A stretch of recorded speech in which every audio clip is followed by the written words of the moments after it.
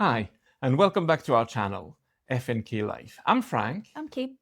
and this video is about the main reasons why in our early 30s, That would have been nice. in our early 50s, we decided to stop working and take early retirement and start traveling the world. We had a number of reasons that motivated us to just quit our jobs and start traveling early, and we'd like to share the main ones with you today. So the first one is in regards to health, just in general. So working, from my perspective, I'd already worked over 30 years in the banking industry, where expectations are that you work probably a minimum of like 10 hours a day.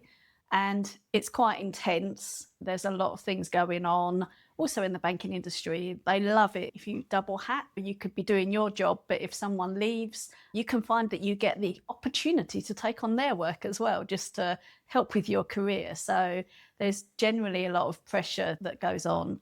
And after an amount of time, it does take its toll on you. Although you get to go to meetings and things, there's a lot of sitting at your desk. And I think that just being sedentary and just not moving around, not getting to go for walks isn't a good thing. And COVID really kind of cemented it. It's the final nail on that work coffin. So I think the sedentary work, the sitting at a computer all day, that really hit me personally. I wasn't used to it. My business was dance classes, so that meant I was always on the go. I was either teaching dance, dancing, or lifting equipment and setting up.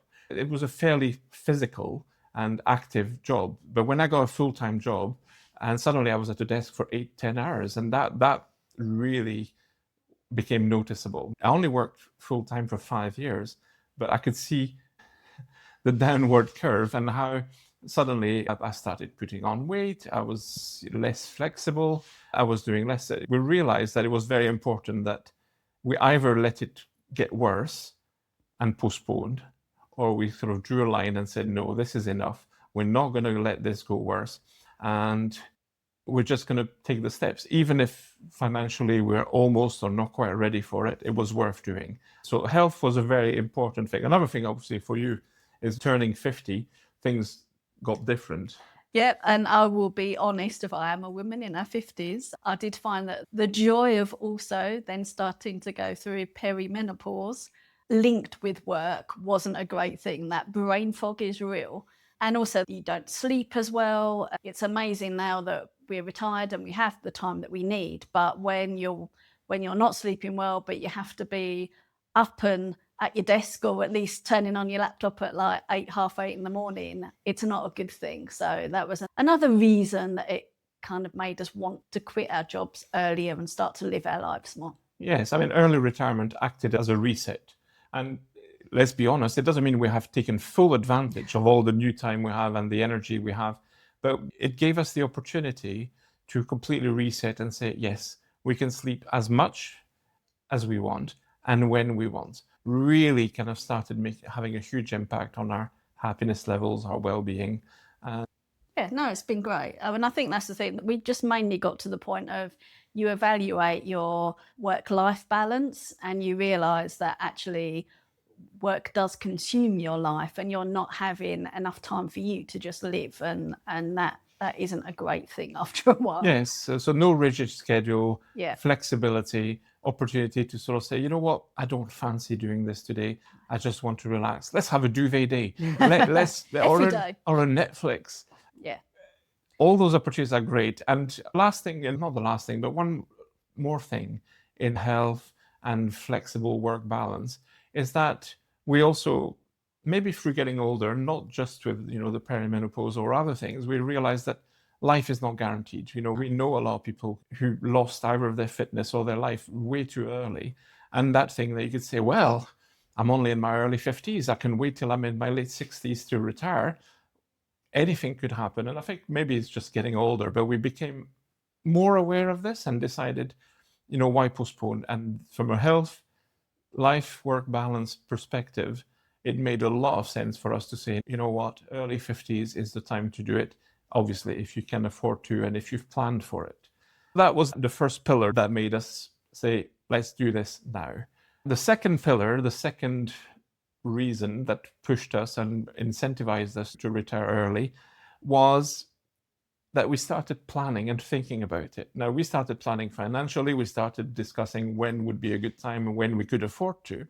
And if you only worry about when can I afford to retire, you don't think about what will I do when I retire? What will I fill my days with? So sure, we're going to be healthier and we'll have the opportunity to exercise every day, to walk every day. So it made us think about our purpose and reasons to, what do we want to do when we don't have work? How do we replace our time, our working time, with some productive or still productive but interesting time? And also what will still challenge us. And I think that's when we were discussing that, because we've both enjoyed traveling to different countries, that would be a direction that we would go in. So planning where we're going to go, how long we're going to stay, and trying to work out what our current budget is and how that's going to stretch to it. Where are the best places we can go to? And then just being in those countries, very much, it keeps you alive and open to different situations and everything else, really.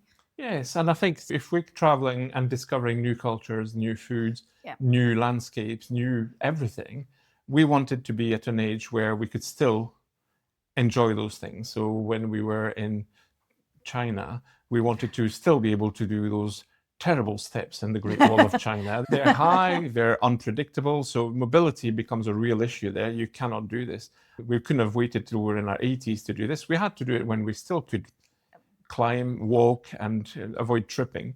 So that's one of the things. We also read one of the classic books of Die with Zero, and we were really struck with the descriptions within that of really having your go-go years, slow-go years, and no-go years.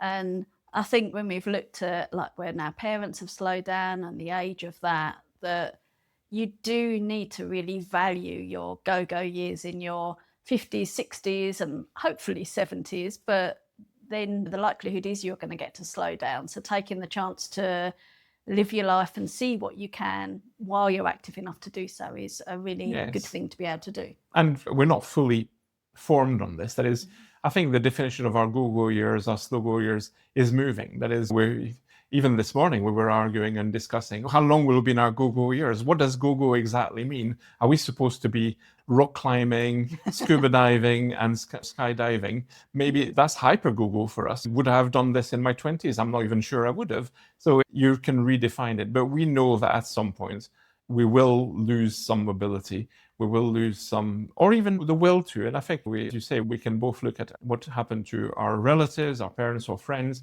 whose world shrunk effectively. They started with traveling all over the world, but suddenly a long-haul flight, say, to China or Thailand or Japan or South Africa becomes something that is harder to contemplate. And I'm not saying they're not happy, they're still traveling. And they're doing amazing things, but maybe focusing more on Europe. And we wanted to have the opportunity to do the same journey, to take our 50s to travel long haul, long distance, more adventurous, possibly less comfortable, and gradually, get the comfort. As we get our slow-go years, then appreciate the comfort of traveling maybe business class or traveling less far. Yes. And the jury's still out on bungee jumping and throwing ourselves out of planes. Yes, go activities. I think for my 100th birthday, I plan to do skydiving. I could help you with that. Yeah, or without a parachute. So thanks for that. So Die with Zero was a really useful book, not just from a go-go, slow-go, no-go, but also from a financial perspective. When should you spend your money? How much money should you have? How much should you give? How much should you leave? And this is possibly going to be the subject of another book, because I think we have a lot of thoughts and philosophies on this, and it is interesting. But overall, that second pillar, which was how to make the best use of our last years, or last decades, we should say. So we hoped that retiring in our 50s gave us 3, maybe 4 decades, which we had to manage. No one knows how long they have. You just don't know how your life's going to go. The other thing within the book is that there is that priority of the experiences that you can have in your lifetime and what you do value from that. It's not all about the money and accumulating things and possessions. Yeah. It's different to that. It is. And also, like, regardless how old you are, the world changes whether you change or not. Yes. So some of the places that you went to 20 years ago are now completely different. And it's a very different experience in terms of the number of people that are there, the cattling of tourists. Yes. So if we get a chance to see the world as it is now, as opposed to how the world might become because of AI, because of climate change and inflation, conflicts of being able to afford and inflation. it. So it's very important for us that delaying became something that was not a good idea, that we had to avoid. And just the sooner we could go, the sooner we could discover those places, the better it would be for us. And that takes us on to our third pillar, which is this opening up of our time to discover new things, to discover ourselves, and to discover new culture, new worlds, new food, new wine, new languages. That was good. That was sounding quite hippie-ish there. But That's- like, yeah, if it's new food, new wine, and having time to ourselves, that's a good thing. It is, yeah. Well, you know, a lot of people travel to discover the world. Other people travel to discover themselves. And thinking about it, there was a lot we wanted to experience and learn and discover. And the thing is, as the book said, one of the books we read, you don't know what you don't know. And we knew there was a lot to learn. But in the first 2 years we've been traveling, we discovered a lot that we didn't know we wanted to do. And this has been amazing already. So we're really doing this video to motivate you, to sort of say, look, you don't know what you don't know. Maybe Go do it. Maybe you're a FIRE person, financial independence, retire early person, and you have a number and you say, well, I cannot retire unless I have insert figure, 1 million, 2 million, 500,000, none of it matters. Maybe if you do the sums and if you follow us on this channel, you'll learn that the budget of traveling slowly and across the world full time is a lot less than you might have expected. So maybe that number you have is too high, or maybe that syndrome of going, oh, 1 more year, 2 more years. And don't get us wrong, we were tempted by that concept. There was that temptation where Kim thought, oh, I could do another year. We could have extra. We could do this, buy another property to cement our... Probably should have done this. Maybe we should have done, but that's the thing. Do we regret leaving earlier and having less investment, effectively? I don't think we do. Those 2 years taught us a lot. Was amazing fun, is a lot of fun, and we will be sharing more. But also, having less money didn't matter. It mattered a lot less. And it was really better we had less money, because it made us budget and made us appreciate that we have like good nights out with not having very much money. And actually, we generally stay somewhere that has a kitchen and within an apartment. And it's nice to just be able to cook. It feels like more of our normal life. Like, you know, this isn't a holiday. This is our day-to-day life. So that's a good thing as well. It was a good thing we had less money, because I think in the same way that if you have space in your home, if you have a big home, you fill it with junk and every room becomes filled really quickly. I think that I have a tendency to also want to travel more VIP. Oh, yes, let's do that extra. Let's get this better accommodation. But in a way, we really quickly learned that actually the things we got the most joy, satisfaction, pleasure, happiness out of was not necessarily the most expensive. So it's better to go that way. Start with less money, start with less spending, and find what of those things make you the happiest. So I think learning those things really cemented that it was more important to experience your retirement and your ambitions in retirement early than to save more money just in case. And I think also people have a fear of retiring early, of wondering what they'll do with their time, or it just feeling unnatural. We have this irrational thing that you're not going to get to retirement, and people just don't visualize what it's going to be like. And I think that's a missed opportunity as well. It really shouldn't be something you're afraid of. Like having that extra time to do whatever it is you want to do is amazing, and you should embrace it. You should really think about, for you, what's important and what could you do, and make it happen as soon as you can. As soon as you can being the operative word. So we are now traveling the world, and for 2 years we have stayed on 4 continents and really enjoyed every single experiences. But we have learned because of this that some places are perfect for us for 3 months or 6 months. They're not perfect for the rest of the year. So of course you can live with this, but if you decide too late to try those things, you won't have experienced it the same. And I think learning for us that Southeast Asia is wonderful, but only for so many months because it's so hot for us. learning those lessons and discovering the areas of the world and what you really love has become important to us. But you can only learn this through experiencing it. And as a bonus, our fourth pillar is the fact that it allowed us to spend more time with each other and also more time with the people that we care for, whether it's our family, our friends. Work takes over. And the reality is other people's work takes over as well. So then you find yourself having to juggle your schedule. So that sort of time flexibility allowed us to, even though we're away from home for 9 months of the year, it really allows us to spend more time. When we come back, we can really spend quality time with all the people that matter. But with each other, that is a big deal as well. When you consider that you're working 8 to 10 hours a day, then you have all the stress of home life, whether it's the cleaning, the planning, and then on top of that, you're planning your investments, you're planning your life. Then if you have any time at all, it's stressful. Yeah, it's tiring. It is tiring. Yeah. And then for us, it was important. Well, for me specifically, I think I really felt like I'd never had enough time with Kim. Now, for Kim, she might sort of says, I need more Kim time by myself. But we'll get into that as well. We'll get into that as well. Yeah, I think we should do a video about the challenges. Realities. The reality, yeah. Because I think, if you never see each other, do you even like each other?